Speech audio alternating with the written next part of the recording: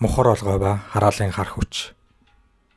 Оюун эрдэнэ айлын баг охин хожуу гарсан охиноо ээж нь гайгүй сургууль соёл бараадуулах гэсэндэ 10 дугаар ангид орох жил нь хотод байдаг ахынд нь суулгахаар явуулжээ. Охин хичээл номдоо сүрхий сайн сурлагатай байсан бөгөөд анх 9 дугаар сард хичээлд нь ороход хотын охид бөөрлөгөж дээрлэгдэг байжээ.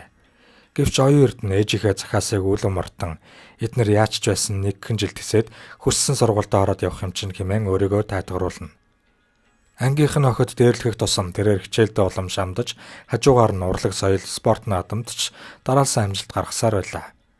Ангитаа гавал хэмээгддэг байсан Намон Зул гэх охин нэг л мэдхэд өөрийн мэдлгүй байр сууриа алдсандаа оюун эрдэнэд баггүй атаархдаг байжээ. Ангийнх нь бүх зүйлээрээ манлайлах болсон хөдөөний охиныг хүрээлэх болсноор түүний өшөө хорсол улам нэмэгдэжээ. Гэхдээ ангийнх нь Намон Зултай муудахыг боддгоо аж. Учир нь Намон Зулын эмээн үзмэрч гих авгаа байдаг бөгөөд муу үлдээ гаргуун гэсэн яриа гарсан байна. Харин энэ яриаг оюун эрдэнэ огт сонсоогүй байлаа. Шинэ жилээр ангаараа Үлгэрийн Баатарт хувилахад жил болгон үнсгэлжин болдог байсан Намуна энэ дүрээ оюукад алдсандаа бүр их урсжээ. Энэ дүрээс олж тэр хоёр нэг өдөр ангидаа бөөн хэрүүл олов. Оюун эрдэнэ өмнө нь Намунад буугаад өгчдөг байсан бол энэ удаа харин тэххийг хүссэнгүй. Гэвч Намуна юу ч хэлэлгүй тэр өдөр ангийнхныхаа тоглолт болон орой болсон нийлгэнд ч оролцсонгүй. Тэр ч байтугай 2-3 хоног хичээлдээ ирсэнгүй. Харин 3 хоногийн дараа хичээлдээ ирэхдээ оюун эрдэнэ рүү жигтэйхэн их хараад байжээ. Гайхалтай тэр өдөр оюун эрдэнэийг эцсээр гівгэнт бацлан бөөлж эхэлжээ. Гэр ихнэн хоолноос хорцсон байх хэмээн таамаглаж эм тан уулгасан ч ямар ч тус болсонгүй. Олон шөнийн өвдөлт өвчнөдөө чадал тэнхээгүй болсон түүнийг гэртээ гав ганцаараа орон дээрээ хөвтөөд нүдэн антил маш ширүүн төрхтэй нэмгэн цагаан хувцастай эмэгтэй өмнө нь зогсож байлаа. Охин өнгөлцгөө агартал айгаад нүдэн нээж хав орчноо харцгүүлгэн харуул хинч байсангүй. Ахаад нүдэн антил бас л нөгөө эмэгтэй нүдэнд нь харагджээ. Энэ байдал нүдэн амж нээх явцад алга болж хэд хэдэн удаа давтагдав. Ах их чинь ажилласаа ирээгүй байсан болохоор гадаа гаруул арай дээр байх гэж бодоод хашааныхаа болонд очиж суужээ. Гэвч байдал ерөөсөө дээрдсэнгүй. Охин хашааны гадаах модон сандал дээр суугаад ах ихчигээ эрхийг хүлээж байгаад хэсэг дуг хийчихэж. Гэтэл түрүүчийн үзэгдсэн эмэгтэй зүүдэнд норж барьж аван хав харунгийн бүхээгтэй машинд оруулах гээд байжээ. Тэр бүхээгтэй машины арын хаалга нээгдтэл улаан торгоор эмтсэн авс байсан байна. Тэр эмэгтэй охиныг тэрч аваачаад яг машин руу хийдгийн даваан дээр ах нь ирдсэрсэн байна. Энэ тухай ахтай хэлтэл миний дүү халуурсандаа л дэмэрч байгаа биз гэд тоосонгүй. Ингээд орон дээрээ очиод хэвттэл охины орны хөл дээр хар хувцастай залуухан эрэгтэй хүн суучхав. Тэр ямар ч үг хэлэхгүй мөртлөө охиныг явъя гэд толгоогоороо төхөөд байжээ. Тэр хүнийг хараад оюун эрдэнэ муухай орлон ахаасаа зурч ав. Ахаа та миний хажуугаас битээ салаач. Өгтлүүд намайг авч явах гээд байна хэмээн орилж гарчээ. Ийм 7 өдөр халуурч хэвтсэндээ дэмэрч эхэллээ хэмээн ахан сандран яаралтай эмнэлэгт хүргэж өгөв. Эмнэлэгт ирэхэд эмчнэр үзэн яаралтай хагалгаа хийн. Дүү чинь мухар олгоогоо авахулах шаардлагатай гэжээ. Яаралтай хагалгаанд орсон боловч охины бие сайжирсангүй. Өдөртөө л хэвлийн өндөрнөөс бараг хагас литр шахуу үйдэг 3 сар саруулж авдаг байлаа. Хүмүүс мухар олгооны хагалгааг хамгийн хялбар өргөс авахын дайтай гэдэг бол охинд хагалгаа хийсэн эмчнэр хүртэл гайхацгаав.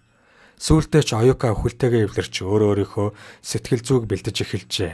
Шөнө нойр хүрэхгүй, нойрны хүчтэй тариа илгээд хэвтгэхээр зүүдэнд дөрвчийн муухай царайтай хүмүүс нь үзэгдээд цагаан халаад өмссөн эмэгтэй охиныг чирээд оршуулгын бүхээгтэй хар машинд суулгах гээд эсвэл хотын гудамжаар үе үе үзэгддэг хүн чандралттай алтадмал рамтай хар машин ирчихсэн сигналдаж дотрыг нь эвгүй оргиулна. Энэ үед ангаах ухаан охины амийг орж дийлэхгүйг мэдээд зөм бэлэгчдэд ханджээ. Өнгөрсөн бүх амьдралаа эргүүлэн санахыг хичээлээ. Охин гидс өвддөг өдрөө үзэмж авгаан ач охинтой муудаж хэрэлдснээ санав. Тэр над руу шүлсээр нөлөмж ямар нэг юм шившин би чамайг хамгийн муухайгаар өхүүлэх болно гэж харааж байсныг саналаа. Өдөр болгон шахуу эмнэлэгт эргэж ирдэг найз хөвгүүндээ тэрээр энэ тухай хэлж Намунатай уулзахыг хүсэж байгаагаа дамжуулжээ.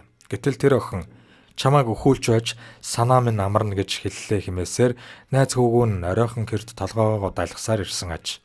Тэгэхээр ноёка чи манай гэр хашааны ойр орчмоор ямар нэг цацаж хайсан байж магадгүй үзээд эргэж явуулжээ.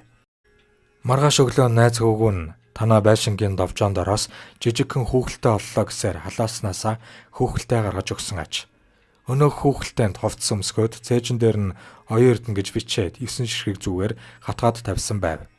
Оюун эрдэнэ тэр хүүхэлтэнд зоосон байсныг сугалж аваад шууд шатаасан байна. Гайхалтай нь маргаашнаас охины бие сайжирч 7 хоногийн дараа эмнэлгээс гарчээ. Тэр цагаас хойш охины зүйдэн дахиж муухай зарайтай эрэгтэй эмэгтэй хүүхдлүүд болон оршуулгын тэрэг үзэгдээгүй явсаар олон жилийг үджээ. Могоо хороогоод удмаа базарлсан гашуун тавилан. Лусын амтан гэгддэг могооноос монголчууд ихээхэн айдаг. Тиймдээ ч өвгд хөгшт маань нэрийг нь урт хайрхан гэмээн цээрлж өглөөд сүнийхээ дэжийг өргөдөг үлээ. Харин лалын шишинтэй манай казак иргэд 8 настай балчраас 80 настай буурлыг хүртэл эрс өвтэй болгоно нь урт хайрхан тааралдвал 3 хэсэг тасчин газарт болчихдаг заншилтай. Энэ явдлыг дуурайж хөөргөн зан гаргасан Насанбат гэдэг эр ихээхэн хохирол амссан юм. 1986 онд хөдөө аж ахуйн дээд сургууль сурж байсан Тогтолгаан гэдэг казак оюутан дадлагаар дундгойд явхдаа 10-аад могоо алсан тухай зайсангийн аманд байдаг Насанбат гэдэг эрд ангийнхан оюутнууд ихэд бахтан ярьцгаажээ. Үүнд нь хөөрч баяссан Насанбат могоо алж ангийнхаа охтыг айлгах санаатай ойгоос нэгэн урт хайрхан барьж архины шилэнд хийж орхижээ. Түүнийгээ зуны халуун наранд цонхон дээр тавьж орхисон бөгөөд ихээхэн хачирхалтай явдал болох нь тэр. Оройн харахад мөнөөхөн могоо нь хайлаад тос болчихсон байсаагаад ердөөл яс хайрс төдийхөн үлдсэн байв. Болсон хэрэг явдал гэвэл ердөөл энэ. Үүнээс 2 жилийн дараа Насанбат ихнэр авч анхны үрийн зулаа үнэрлэхээр боллоо. Үнэхээр аимшигтай явдал болж төрсөн үр нь үе мөчгүй хайрстай нэгэн байжээ. Цаашлаад аманд нь бултагнах хил нь яг л могооных шиг 2 салаатай нарийнхан байж. Тэрхэн агшинд л Насанбатын тархинд өмнөх явдал нь зурс хийж тэнгэрийн гисгээл үзэж байна гэдгээ ойлгосон байх. Могоо шиг хүүгээ нэгэнт амьтаа байсан учраас эцэг их болоод эмнэлгийнх нь хаяжхаж төвдсөнгүй. Ирхвш хүний их юм гэсэндээ золгүй бүсгүй хөхүүлж эцэг нь сэтгэл санааг нь засах гэж оролдохоос өөр үр дүнд хүрсэнгүй. Энэ маягаар могоон хүү жил орчим амьд байгаад нэгэн шөнө өөд болжээ. Хүн бос төрлийн амтан гэдгийг нь мэдэрч байсан их эцэг хоёр нь гашуудад сүйд болтгүйгээр оршуулгачаан айдаад дахин ийм зовлонд учрахаас зүрхшэн хоёр тишээ болжээ. Харин Насанбат энэ бүхэндээ харамсан гашуудсаар дахин ихнэр хүүхэд авалгүй гойн нэгэн явсаар амиа хорлож өгчээ.